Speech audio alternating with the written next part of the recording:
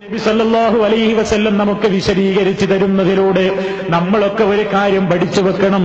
ഉമ്മയുടെ പ്രാർത്ഥന അതെത്ര വലിയ വ്യക്തിക്കെതിരെയാണെങ്കിലും, അതെത്ര നല്ലവനായ മനുഷ്യനെതിരെയാണെങ്കിലും, പെറ്റ തള്ളയെ അപമാനിച്ചു കഴിഞ്ഞാൽ, അതല്ലെങ്കിൽ പെറ്റ തള്ളയുടെ ആ മാതൃഹൃദയത്തെ വേദനിപ്പിച്ചു കഴിഞ്ഞാൽ, അല്ലാഹു സുബ്ഹാനഹു വ തആല അവരുടെ പ്രാർത്ഥനയ്ക്ക് ഉത്തരം പെട്ടെന്ന് നൽകുന്നു.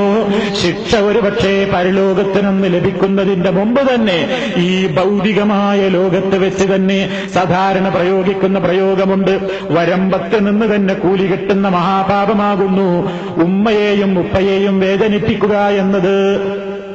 അൽ ജസാഉ മിൻ ജിൻസിൽ അമൽ എന്നൊരു പ്രയോഗവുമുണ്ട്. ചെയ്ത അതേ പ്രവർത്തനം കൊണ്ട് തന്നെ തിരിച്ചടി കിട്ടുക എന്നാണ് അതിന് പറയുന്നത്.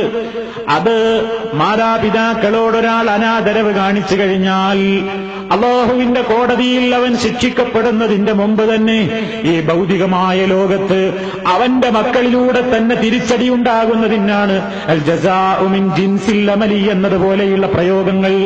ഏത് തെറ്റാണ് ചെയ്തതെങ്കിൽ അതേ രൂപത്തിലുള്ള തെറ്റിലൂടെ പ്രവർത്തനത്തിലൂടെ തിരിച്ചടി ലഭിക്കുക.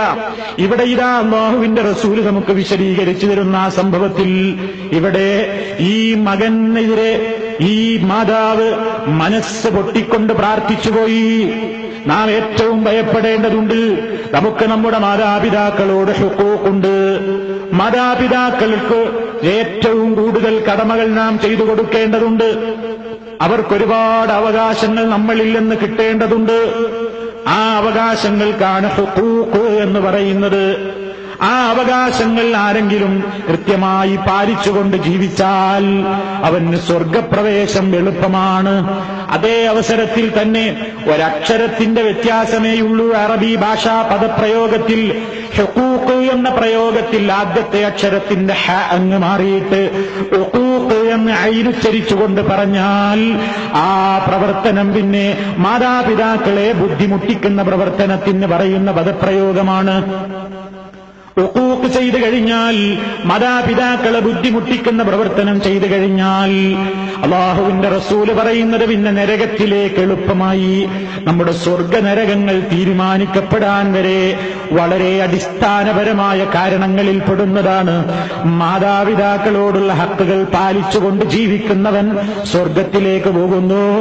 മാതാപിതാക്കളുടെ ഹക്കുകളെ ചവിട്ടിമെതിച്ചുകൊണ്ട് അവരോട് ഹുഖൂഖ് കാണിക്കുന്ന, അവരെ അവമതിക്കുന്ന, അപമാനിക്കുന്ന, അവരെ വേദനിപ്പിക്കുന്ന, അവരെ മുഷിപ്പിക്കുന്ന പ്രവർത്തനങ്ങൾ ചെയ്യുന്നതിലൂടെ എത്രയും പെട്ടെന്ന് നരകത്തിലേക്ക് തന്നെയാണ് പോക്ക്.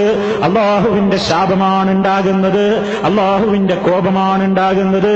കത്തിയാളുന്ന നരകത്തിയാണ് നമുക്ക് ലഭിക്കുന്നത്.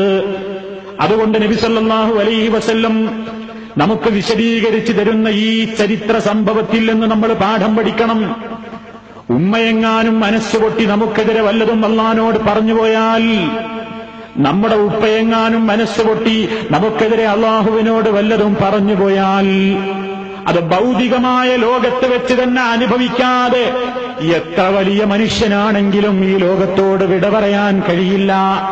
പശ്ചാത്തപിക്കാത്തിടത്തോളം അല്ലാഹുവിന്റെ കോടതിയിൽ വേറെയും ശിക്ഷ ഉറപ്പാണ്.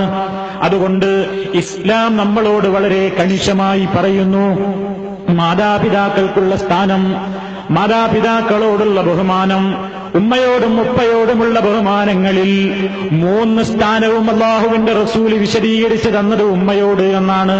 ഏറ്റവും കൂടുതൽ നിന്റെ നല്ല സഹവാസത്തിന് നിനക്ക് കടപ്പാടുള്ളത് നിന്റെ ഉമ്മയോടാണ്, ഉമ്മയോടാണ്, ഉമ്മയോടാണ്. പിന്നെ 4ാമതാണ് പറഞ്ഞത് നിന്റെ ഉപ്പയോട് എന്ന്. കാരണം ഉപ്പാക്ക് തീരെ പ്രയാസങ്ങളില്ലാത്ത, ഉമ്മ മാത്രം പ്രയാസങ്ങൾ അനുഭവിക്കുന്ന 2-3 കാര്യങ്ങളുണ്ട്. ഗർഭം ധരിച്ചുകൊണ്ടുള്ള ആ നടപ്പും, ആ അവസരത്തിൽ ഒരു ഗർഭസ്ഥ ശിശുവിനെ വയറ്റിലേറിക്കൊണ്ട് നടക്കുന്ന പ്രായത്തിൽ, ആ സന്ദർഭത്തിൽ ഒരു ഉമ്മ അനുഭവിക്കുന്ന പ്രയാസങ്ങൾ, ഒരു ഉമ്മ അനുഭവിക്കുന്ന വേദനകൾ, അത് മറ്റൊരാൾക്ക് പങ്കുവെച്ചു കൊടുക്കാൻ ഒരു പെണ്ണിനെ കൊണ്ടും കഴിയില്ല. ഒരു പെണ്ണിനും അത് പകുത്തു കൊടുക്കാൻ കഴിയില്ല. അത് 100% ഒരു ഉമ്മ അനുഭവിക്കുന്ന വേദനയാണ്. അതേപോലെ തന്നെ പ്രസവിക്കുമ്പോൾ ഒരു ഉമ്മ മരണസമാനമായ വേദന അനുഭവിക്കുന്നു. അതിൽ മറ്റൊരാൾക്ക് പങ്കില്ലല്ലോ. ആ വേദന മറ്റൊരാൾക്ക് പകുത്തു കൊടുക്കാനാവില്ലല്ലോ. അവർ തന്നെ സഹിക്കണ്ടേ. ഇനി അങ്ങോട്ട് വഹംലുഹു വഫിസാലുഹു എന്ന് ഖുർആൻ പറഞ്ഞില്ലേ? ഈ കുട്ടിയൊന്ന് മുല കുടിക്കുന്ന പ്രായം അവസാനിക്കുന്ന ഒരു 2 കൊല്ലത്തെ, ആദ്യത്തെ 2 കൊല്ലത്തെ ആ പരിപാലനത്തിന്റെ ബുദ്ധിമുട്ട് ഉമ്മയോളം ഒരാൾക്കും അനുഭവിക്കാൻ കഴിയില്ല. ഉമ്മക്ക് അത്രയും ആ വിഷയത്തിൽ എല്ലാ നിലക്കുള്ള പ്രയാസങ്ങളെയും അവർ മാറ്റിവെക്കുകയാണ്.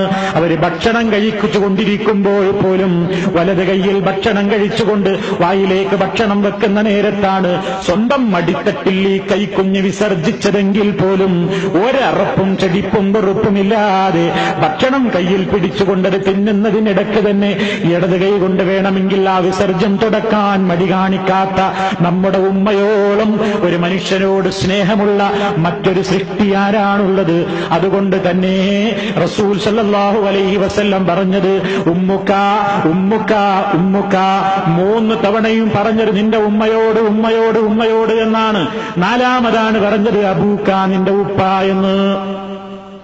നിങ്ങൾ ചിന്തിച്ചു നോക്കൂ, ഈ നിലക്ക് ഏറ്റവും കൂടുതൽ പ്രയാസം അവർ സഹിക്കുന്നു എന്ന് ഖുർആൻ പറഞ്ഞു. ഹമലത്തുഹു ഉമ്മുഹു വഹ്നൻ അലാ വഹ്ൻ വഹംലുഹു വഫിസാലുഹു എന്നിങ്ങനെ വിശുദ്ധ ഖുർആൻ അവിടെ വിശദീകരിച്ചിട്ടുണ്ടല്ലോ. അവരെ പ്രയാസത്തിന് മീതെ പ്രയാസം സഹിച്ചുകൊണ്ടാണ് ആ ഉമ്മ ഗർഭം ചുമഞ്ഞത്. അപ്പൊ ഏറ്റവും കൂടുതൽ നമുക്ക് കടപ്പെട്ടത് നമ്മുടെ ഉമ്മയോടാണെങ്കിൽ ഇന്നത്തെ കാലഘട്ടം ചിന്തിച്ചു നോക്കൂ. ഏറ്റവും കൂടുതൽ നമ്മുടെ മാതാപിതാക്കൾക്ക് നാം ചെയ്തു കൊടുക്കേണ്ടത് എന്താണ്? മാതാപിതാക്കൾ നമ്മളിൽ നിന്ന് ആഗ്രഹിക്കുന്നത് എന്താണ്? ഒരു ഉമ്മയും ഉപ്പയും നമ്മുടെ പണത്തെക്കാളേറെ, നാം കൊണ്ടുപോയി കൊടുക്കുന്ന ഭൗതിക ലോകത്തിലെ സുഖങ്ങളെക്കാളേറെ, സൗകര്യങ്ങളെക്കാളേറെ, നാം എടുത്തു കൊടുക്കുന്ന വീടിനേക്കാളേറെ